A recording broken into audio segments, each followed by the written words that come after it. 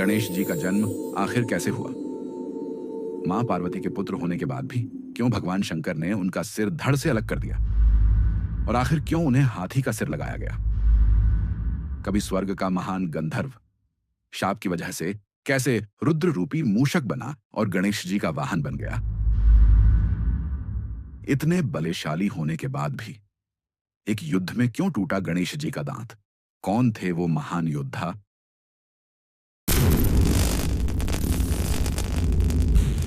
और आज जब हम गणेश जी की 10 दिन पूजा करते हैं तो आखिर क्यों उन्हें जल में विसर्जित किया जाता है?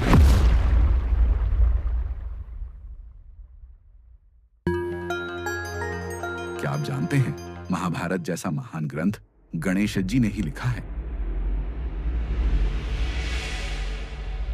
यह है गणेश जी की वो कथा जिसमें छिपे हैं जन्म, युद्ध और रहस्य के अद्भुत अध्याय।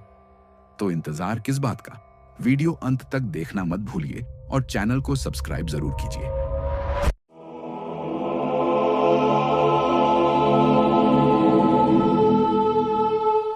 हिमालय की गोद में स्थित वह स्थान कैलाश, जहां हर श्वास तप बन जाती है और हर मौन सृष्टि के नए अध्याय की भूमिका लिखता है।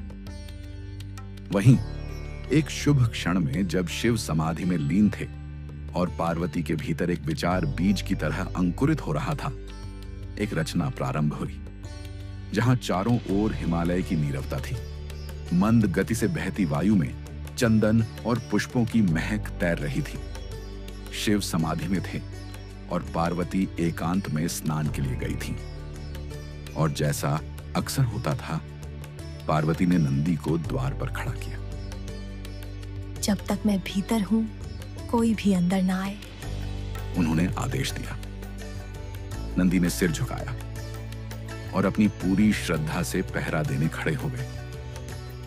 लेकिन तभी साक्षात शिव ध्यान से उठकर वहां आए। उनके चरणों की ध्वनि नंदी के कानों में पड़ी। नंदी ने उन्हें देखा, अपने ईश्वर को, अपने आराध्य को, और वो धर्म संकट में आ गया।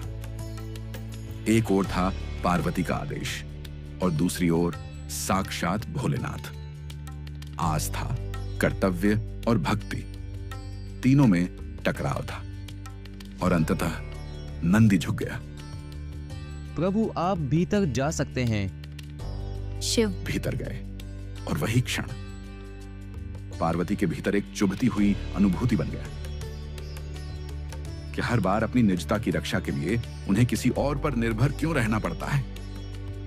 उनके भीतर एक विचार आकार लेने लगा। ऐसा कोई होना चाहिए जो सिर्फ उनका हो, जो सिर्फ उनकी आज्ञा माने और जिसकी निष्ठा किसी अन्य से बंधी ना हो।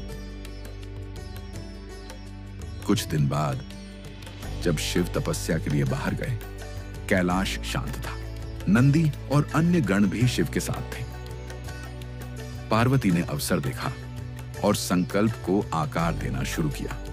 वो अपने स्नान गृह में गई, उपटन बनाया, चंदन, हल्दी, गंगाजल और उनकी दिव्य शक्ति से भरा हुआ लेप। उस उपटन से उन्होंने अपने हाथों से एक सुंदर, सौम्य लेकिन तेजस्वी बालक की प्रतिमा बनाई। पर यह केवल मिट्टी नहीं थी, ये एक मां की इच्छा शक्ति थी। पार्वती ने अपनी आंखें मूंदी और अपनी प्राण शक्ति उस मूर्ति में डाल दी। क्षण भर में चारों दिशाओं में एक मौन विस्फोट हुआ, जैसे सृष्टि ने किसी नए चेतन स्रोत को स्वीकार कर लिया हो। वो प्रतिमा अब केवल मिट्टी नहीं थी, वो अब थी मां की इच्छा, शक्ति और आशीर्वाद का जीवंत रूप। और इसी क्षण गणेश ने अपनी पहली सांस ली। कैलाश की वादियां तप और शांति से भरी थीं। वहीं लौट रहे थे महादेव, ध्यान से बाहर आते हुए। साथ में थे उनके परमगण नंदी, भृंगी और वीरभद्र। जैसे ही शिव महल के द्वार पर पहुंचे, उन्होंने देखा द्वार बंद था। आगे बढ़ने ही वाले थे कि एक बालक सामने आ खड़ा हुआ। निरागस दिखने वाला शरीर, लेकिन चेहरे पर गहरी दृढ़ता। शिव ने पूछा, कौन हो तुम? बालक बोला, मैं माँ पार्वती का प्रहरी हूँ। जब तक माँ भीतर है, कोई भी अंदर नहीं जा सकता, आप भी नहीं। शिव मुस्कुराए। क्या तुम नहीं जानते कि मैं कौन हूं? बालक ने शांत लेकिन अडिग स्वर में उत्तर दिया। मैं यह नहीं जानता, पर यह जानता हूं कि माँ की आज्ञा सर्वोपरि है। उस क्षण शब्दों की जगह अब मौन खड़ा था। एक ओर शिव का तेज, दूसरी ओर एक बालक की अटल निष्ठा। शिव गणों ने आदेश पर बालक को हटाना चाहा, पर जैसे पूरी कायनात बालक के भीतर उतर आई हो। नंदी को पीछे धकेला, वीरभद्र को भूमि पर गिराया, भृंगी भी कदम पीछे ले गया। एक अकेला बालक पूरे शिवगणों पर भारी। उसकी दृष्टि में साहस था, चाल में संयम और वार में केवल एक भावना, मां की मर्यादा की रक्षा। क्षण भर में बालक का सिर धड़ से अलग हो गया।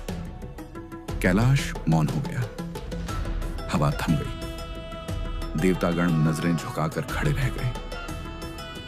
थोड़ी देर बाद मां पार्वती बाहर आई। दृष्टि पुत्र पर पड़ी, जिसे उन्होंने अपने तन की मिट्टी से रचा, अपनी प्राणवायु से जीवंत किया। वह अब शांत पड़ा था। उनकी आंखों में आंसुओं की जगह क्रोध चमक रहा था। चेहरा स्थिर था, लेकिन भीतर की अग्नि पूरे ब्रह्मांड को झुलसा देने के लिए पर्याप्त थी। ममता का रूप अब रौद्र में बदल चुका था। पार्वती का क्रंदन सृष्टि की नस नस को झकझोर गया। उनकी आंखों से ज्वालाएं फूट रही थीं।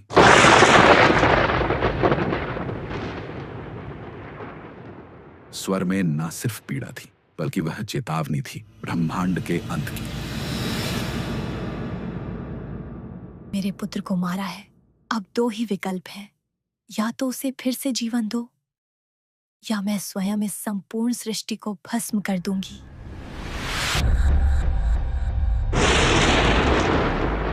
आकाश में अशुभ बादल गरजने लगे। त्रिलोक में हाहाकार मच गया। ब्रह्मा, विष्णु, इंद्र और समस्त देवता कैलाश पर उपस्थित हुए। सभी ने मां पार्वती को शांत करने का प्रयास किया, पर वह अब अंबा नहीं, चंडी का रूप धारण कर चुकी थी। मैं अपनी भूल स्वीकार करता हूं।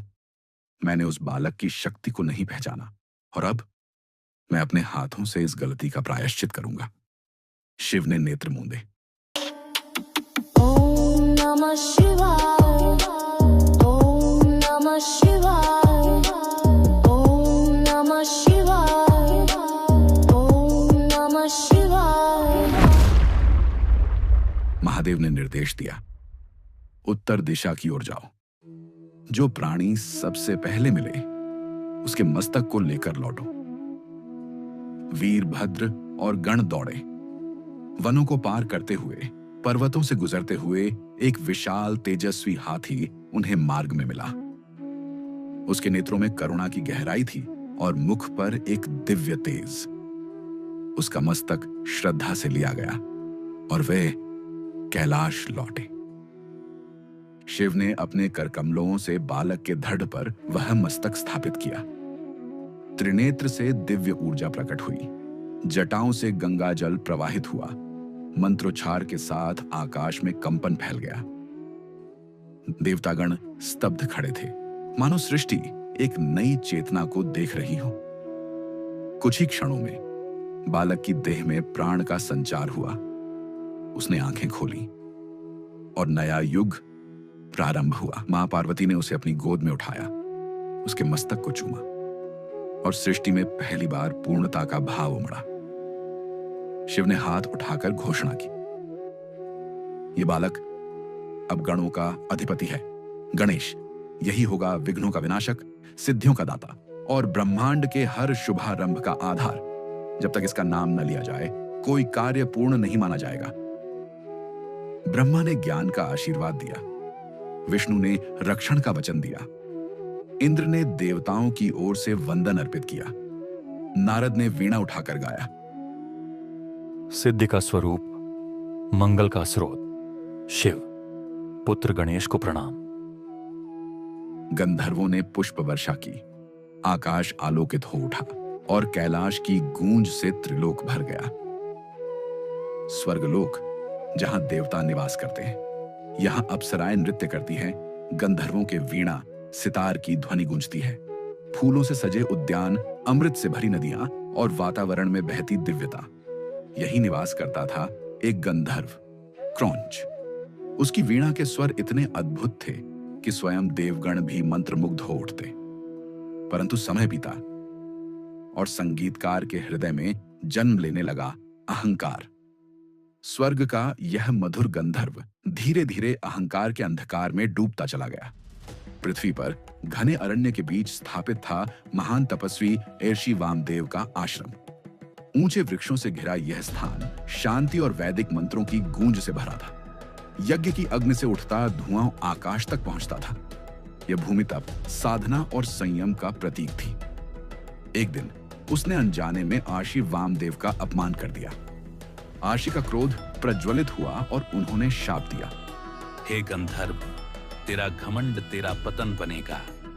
आज से तेरा दिव्य रूप नष्ट होगा और तू धरा पर भटकेगा, एक विशाल काय मूषक के रूप में।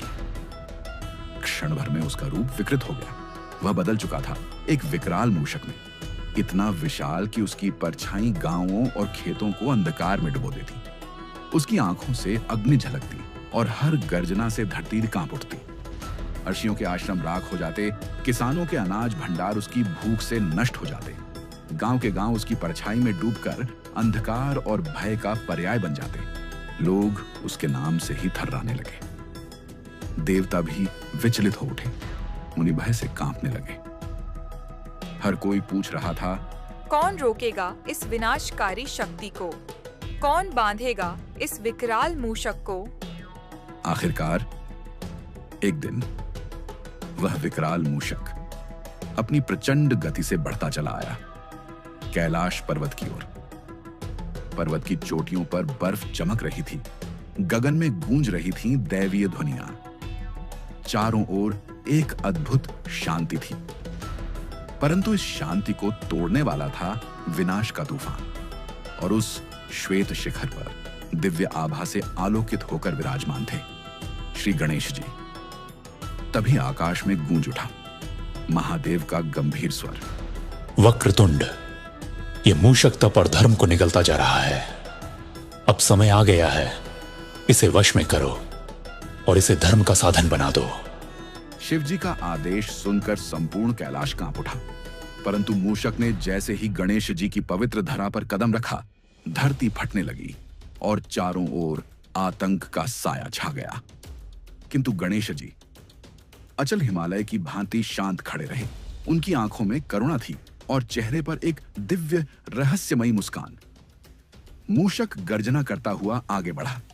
उसकी छलांग वज्रपात जैसी प्रचंड थी। उसने पत्थरों को चीरकर आग बरसाते नेत्रों से गणेश जी पर आक्रमण किया, परंतु गणेश जी ने अपने हाथ में उठाया दिव्य पाश। वह पाश आकाश में चमका, मानो बिजली की रेखा हो। क्षण भर में मूषक उस पाश में जकड़ लिया गया।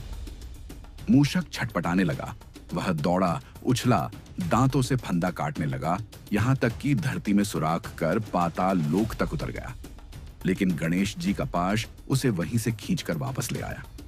धरती कांपने लगी, पर्वत दरक उठे, पर जितना वह संघर्ष करता उतना ही पाश कसता चला गया। आखिरकार जो मूषक पर्वतों को हिला सकता था, वह गणेश जी के छोटे से पाश में पराजित पड़ा था। उसका बल टूट गया था, पर भीतर छिपा हुआ अहंकार अब भी सांसें ले रहा था। गणेश जी ने शांत स्वर में कहा, क्यों कर रहा है तू यह विध्वंस? तुझे क्या चाहिए? मैं तुझे वह सब दूंगा जिससे यह विनाश रुक सके। मूषक हंसा और घमंड से बोला, मुझे किसी से कुछ नहीं चाहिए। मैं सर्वसंपन्न हूं। जो भी चाहिए मैं स्वयं ले सकता हूं। यदि तुम्हें कुछ चाहिए तो मांगो, मैं दूंगा तुम्हें जो भी चाहो। गणेश जी मुस्कुराए और बोले, यदि तू सच में मुझे कुछ देना चाहता है तो मेरी एक ही इच्छा है, मुझे तुम्हारी सवारी करनी है। क्षण भर को मूषक ठिठक गया। उसने उपेक्षा भरी हंसी से सोचा, इतना विराट मैं और यह छोटा सा बालक मेरी सवारी करेगा? मुझे इससे क्या फर्क पड़ता है? ठीक है, इसकी इच्छा पूरी कर देता हूं। लेकिन जैसे ही गणेश जी अपनी दिव्य आभा के साथ उस पर आरोहित होने लगे, मूषक दबने लगा।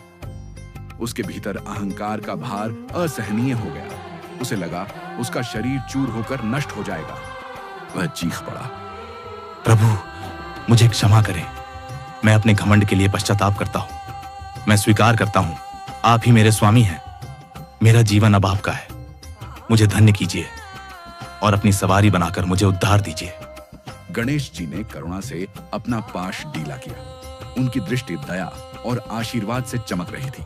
मूषक उनके चरणों में गिर पड़ा। उसकी आंखों से पश्चाताप के आंसू बहने लगे। उस दिन से वह विकराल मूषक, जो कभी आतंक और विनाश का प्रतीक था, शापित गंधर्व, इस प्रकार बन गया गणपति बप्पा का प्रिय वाहन। कैलाश पर्वत का मौन, श्वेत हिमवर्षा के साथ बहती शीतल निर्मल वायु। द्वार पर हाथ में गदा थामे, नेत्रों में अडिग दृढ़ता लिए गणेश पहरे में खड़े हैं। दूर बर्फीले मार्ग की धुंध में एक तपस्वी योद्धा आकृति धीरे धीरे स्पष्ट होती हुई दिखाई दे रही है। कंधे पर धनुष, हाथ में फरसा और हर कदम के साथ गूंजती गर्जना, मानो स्वयं पर्वत को चुनौती दे रही हो। हे महापुरुष, लगता है आप रास्ता भूल गए हैं। कहिए, आप कहाँ जाना चाहते हैं? मैं अपने आराध्य देव भगवान शंकर से मिलने जा रहा हूँ। मुझे मार्ग दो। भगवान शंकर इस समय गहन ध्यान में लीन है। उनकी आज्ञा है कि इस क्षण कोई भी भीतर प्रवेश न करे। तुम कौन हो जो मुझे रोकने का साहस करता है? मैं गणेश, भगवान शिव और माता पार्वती का मानस पुत्र हूँ और इस द्वार का रक्षक। तुम जैसा विचित्र प्राणी भगवान शंकर का पुत्र कैसे हो सकता है? मेरा मार्ग मत रोको। यह मेरा कर्तव्य है कि माता पिता की आज्ञा का पालन करूं, और मैं यह नियम किसी के लिए नहीं तोड़ूंगा। मैं भगवान शंकर का प्रिय शिष्य हूँ। गणेश, मेरा मार्ग मत रोको, मुझे जाने दो। मैं नाम से नहीं, केवल अपने कर्तव्य से परिचित हूँ। जो अपनी पहचान के बल पर नियम तोड़ना चाहे, वह धर्म नहीं, केवल अहंकार का पालन करता है। अहंकार? तुमने मुझे यह कहा? मैं वह हूँ जिसने 21 बार पृथ्वी से अधर्मी क्षत्रियों का संहार किया है। मैं माता पार्वती का वही दिव्य पुत्र हूँ जिसे उन्होंने अपने हाथों से रचा है। यदि आप स्वयं को धर्म का रक्षक कहते हैं तो पहले संयम का पाठ पढ़ें। मुझे मत परखो गणेश। मैंने सहस्त्रबाहु जैसे बलशाली को धराशायी किया है। तुम्हारे लिए तो बस एक ही वार पर्याप्त है। वार तो मैं भी कर सकता हूँ, पर अभी तक धैर्य रख रहा हूँ। लेकिन लगता है आपकी समझ को मेरी शक्ति का अनुभव कराना ही पड़ेगा। हे मूर्ख बालक, तुमने मेरा मार्ग रोककर बहुत बड़ा अनर्थ किया है। अब तुझे उचित दंड मैं दूंगा। तुम यह विचित्र प्राणी होकर मेरे जैसे महायोद्धा का रास्ता रोकने का दुस्साहस करते हो।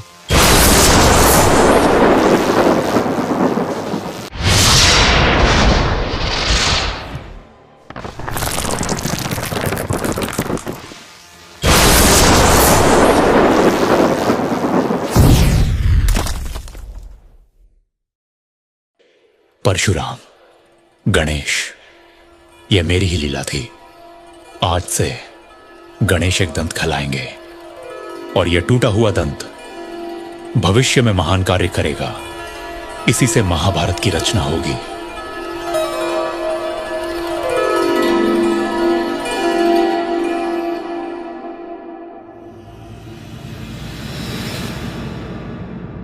महाभारत एक ऐसा महाग्रंथ जिसने केवल भारत ही नहीं, पूरी मानवता के विचारों को आकार दिया।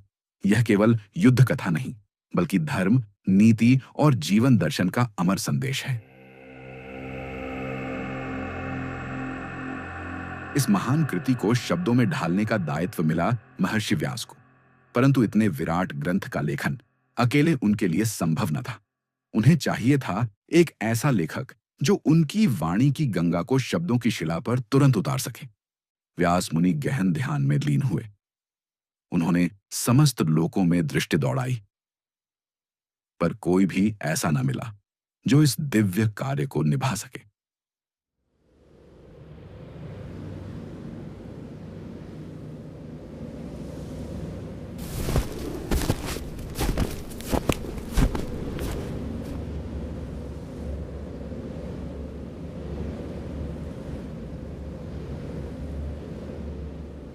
आखिरकार वे पहुंचे हिमालय की एक गहन गुफा में, जहां मौन, बर्फ और मंत्रों की गूंज एकाकार हो रही थी।